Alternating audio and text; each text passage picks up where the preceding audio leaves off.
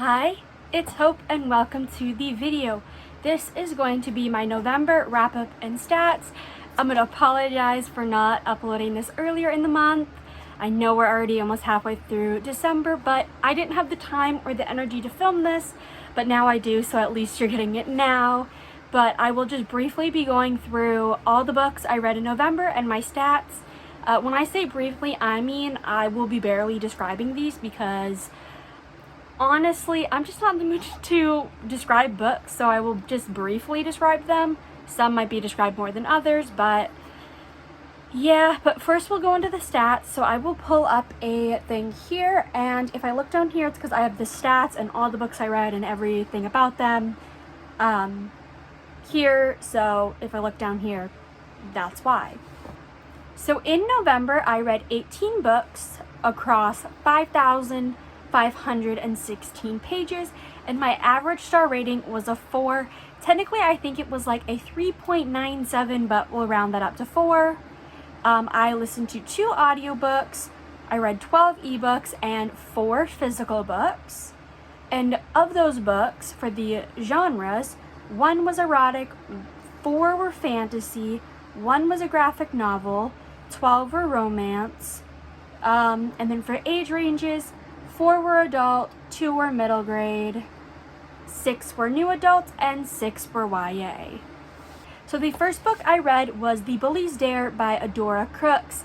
This is a novella where basically we follow Kenzie, who ends up moving with her mom for the summer to this like island. I think it's off the coast of New York or like somewhere in that region, and there she meets these 2 boys, Jason, who is the kind of cocky, arrogant, popular boy, and Donovan, who is the more quiet, like emo kid, and the 3 of them kind of throughout the summer become friends, and I gave it 3 stars. It wasn't good, it wasn't bad, it was just kind of meh. It felt very rushed.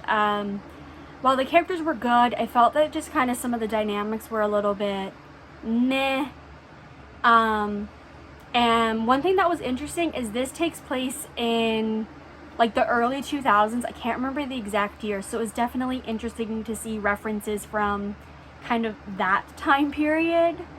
So yeah. The next book I read is The Sea Witch by Katie Robert. This was the 5th book, right? I think it's the 5th book in the Wicked Villain series, which is a series of smutty Disney retellings. They're like the villains, so this is about Ursula,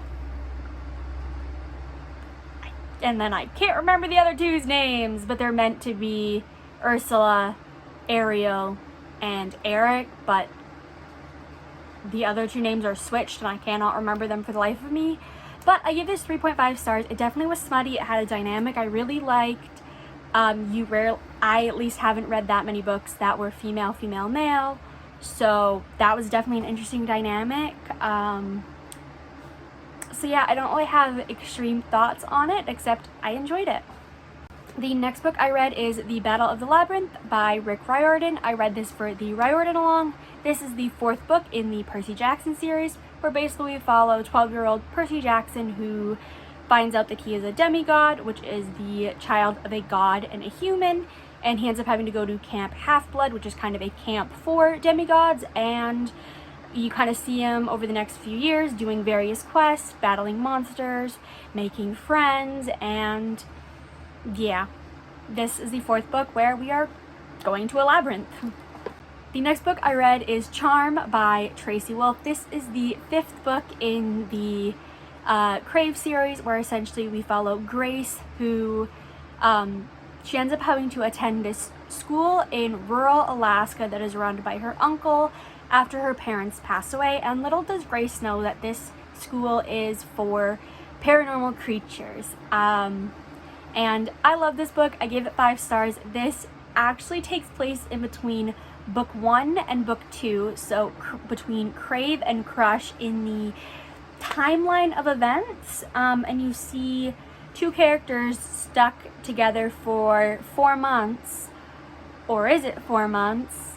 And so you kind of see that gap, and I love this book, and I loved this book. I literally spent about 36 hours just listening to it. I'm pretty sure the only thing I did besides listen to this book was eat, sleep, shower, do a little bit of productivity things, but as in a little bit, I mean probably about an hour's worth within that entire 36 hours.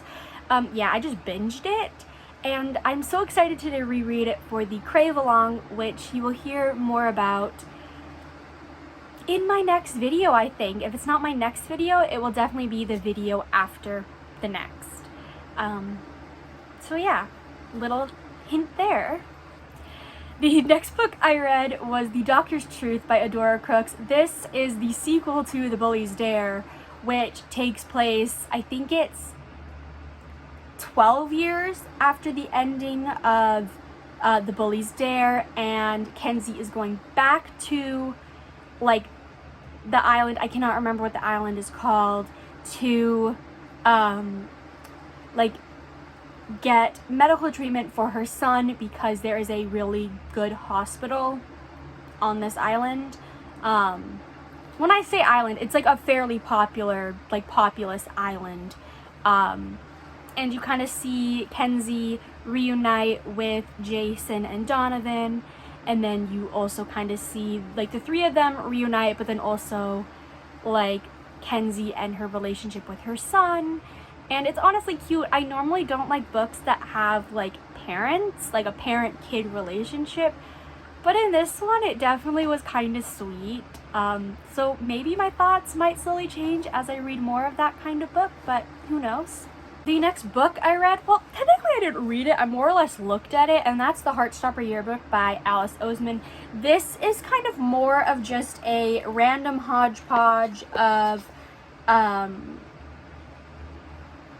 like, just kind of literally on the back, it's like, welcome to the world of the best-selling Heartstopper series. This book brings Nick and Charlie's universe to life in full color and is packed with exclusive content from Alice Oseman. So it's just kind of a bunch of, like, various art, like, kind of learning, like, concepts of how the drawings kind of came to be and, like, the process, and there's a couple little, like, mini comics, and it's adorable. I'm counting this as read because there were some parts you read. It was just mostly pictures, but also, if it's on Goodreads, it counts. That's all I'll say. But I gave this 5 stars. I love everything by Alice Oseman. I would read Alice Oseman's grocery list at this point. So yeah. Dukes of Peril by Samantha Rue and Angel Lawson was the next book that I read. This is the 6th book in the Forsyth University series, but the 3rd book in the Dukes portion of it, because it's like there's in this, it's a big series, but there's trilogies, like it's split into trilogies. So this is like the conclusion of, like, the Dukes trilogy, which is like, it's the dark romance set in the Forsyth University. It has things like gangs, violence, and basically we are following Lavinia, who basically is bought by the Dukes or is taken by the Dukes to become their Duchess. And, like, the Dukes are like one of the, like, ruling fraternities at Forsyth University. And it's like a very, like, a tradition thing. And I'm horrible at explaining it, but I gave this 4 stars. I really liked it. It was dark, it was gritty, it was emotional, it had me. I'm pretty sure I cried. I love the characters, I love how dark it is, I love the content, I just love it. 4 stars.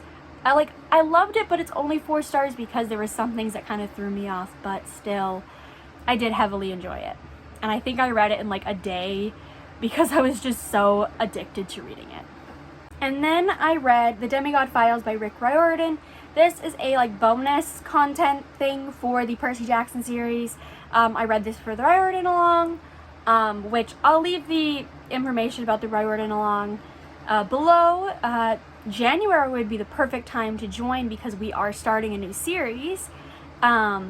But I gave this 3 stars. It wasn't good, it wasn't bad. It did add a little bit more insight into some of the characters. It had a couple of short stories and just like interviews with the characters. It was very fun. I originally read this physically, but I was borrowing it from my library and I've returned it since then. But it was a nice, fun read. The next book I read is Desires We Seek by Dana Isley. And in this series, it's a series of smutty novellas where we're following each friend in this friend group, and this is Pyro's story where you see him join in on a fun night with a couple from the previous book, and a kind of throuple happen, and it is very kinky, definitely not trigger warnings, but more of just know what you're going into, because it is definitely not for the faint of heart when it comes to smut, but really good. I gave this 5 stars. No surprise, I love smut. Speaking of smut, I read Hush by Liza James. This is a female dark romance where we are following Calypso and Kay, and they have been working together the last few years at this strip club. They have this kind of rivals, they don't like each other, but they tolerate each other. They knew each other when they were teenagers, and now they're 22, I think. And they had a falling out, and you kind of see them deal with other things. There is definitely trigger warnings. Please check them out. There are trigger warnings for things like a cult, sexual assault, drug use, verbal and physical abuse. It's definitely something, do not go in without checking the trigger warnings. Those are just the top few that I thought out of my head, but I gave this 3.5 stars. It wasn't as good as Vibe, which is the first book. It definitely was dark, dark in capital letters, bold. Yeah, but 3.5 stars. I did like the characters. I liked how you see them fight and hate each other, but then ultimately fall for each other. And it definitely was an interesting book to read. I'm going to talk about the next 2 books together because they are, it's a duet that I read within 24 hours of each other. And that is Torn Apart by Kay Webster and Nikki Ash, and then Bound Together by Kay Webster and Nikki Ash. Torn Apart is the first book in the Torn and Bound duet, where I read it, I loved it, and I can't describe it. Basically, we follow these 4 characters: Ashton, Mia, Brayden, and Drew, and they all know each other in ways, and they all kind of, and it's literally, I'm struggling so hard to describe this, but basically you kind of, throughout the 2 books, you see the 4 of them go through relationships with one another, and then ultimately end up in this big giant poly relationship that is amazing. And I gave Torn Apart 5 stars, and then I gave Bound Together a 4.5 because it just wasn't as good. But Torn Apart, you kind of are seeing the build up to that, the character development, the characters kind of begin these friendships or rekindle these friendships or realize these friendships mean something more. And then in Bound Together, you are kind of exploring that and learning more about them as couples versus friends. And I don't really know how else to describe this. I'm just going to move on to the next book, which is A Shadow in the Ember by Jennifer L. Armentrout. I did my reread of this for A Light in the Flame, but I didn't finish this until towards the end of the month. But this is the first book in the Flesh and Fire series, which is a prequel to the Blood and Ash series, which is actually right up there. But in this we follow Sarah, who has been destined since birth to fall in love with Nyktos, who's the primal of death, and kill him. And when Sarah goes to become Nyktos' consort, he denies her. So over the next 3 years, she is dealing with her own things, and then things happen, and it's a new adult fantasy. I love it. I'm currently reading the sequel as I'm filming this. So yeah, 5 stars. It was a reread. I love this series. So yeah. I'm gonna scooch over here a lot more because I'm just gonna talk about the next series in total, which is the Adelaide 4 series by Angel Lawson, which is, the first book is A Piece of Heaven, the second book is Holding On to Heaven, the third book is The Road to Heaven, and then the fourth book is Seventh Heaven. I read all of these within 24 hours. Let's just say I had a depressive episode where reading was the only solution. So I read this entire series. The first book, A Piece of Heaven, basically we are following Heaven, who she agrees to help her best friend Justin kind of fake to his friends that he is no longer a virgin by like being spotted kissing Heaven and just kind of that type of thing. But that ends up getting Heaven a lot of attention, and she's kind of then branded as like the school, not the school slut, but she's just very looked down upon because everyone thinks that she's easy now.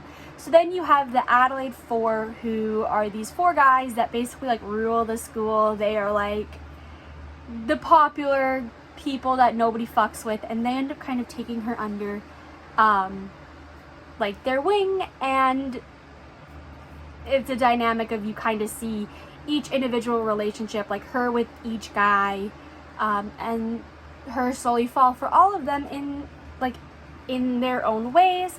And then you continue that with and then Holding On to Heaven and The Road to Heaven, you kind of follow beyond that.